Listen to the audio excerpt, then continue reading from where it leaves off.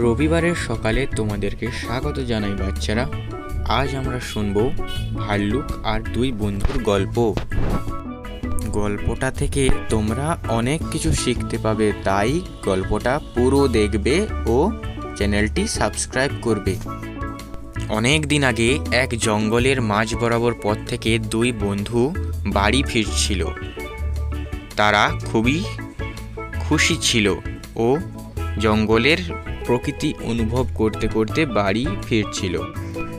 তাদের বন্ধুত্ব অনেক দিনের ও তারা একে অপরকে খুবই বিশ্বাস করত।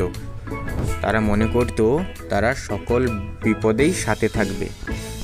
আচমকা দূর থেকে এক ভাল্লুক তাদেরকে দেখে ও তাদের পিছু করে। ধীরে ধীরে পিছু করতে করতেই ভাল্লুকটি আরও একটা ভাল্লুক তার সঙ্গে ছিল, কিন্তু তারা বুঝতে পারে যে কেউ তাদের পিছু করছে ও তারা চারদিক দেখতে লাগে ও খুব ভয় পেয়ে যায়। আচমকা এক ভাল্লুক তাদের কাছে এসে পড়ে ও তারা খুবই ভয় পেয়ে যায় ও চিৎকার করতে লাগে ও বাঁচাও বাঁচাও বলে। কিন্তু হঠাৎ করেই তারা একটা বুদ্ধি আঁটে। প্রথম বন্ধুটি দ্বিতীয় বন্ধুটিকে ছেড়ে গাছে উঠে যায় একা একা। ও নিজের স্বার্থ দেখে ও দ্বিতীয় বন্ধুটি কিছু উপায় না পেয়ে মরা মানুষের মতো শুয়ে থাকে। সে জানতো ভাল্লুক মরা মানুষ খায় না।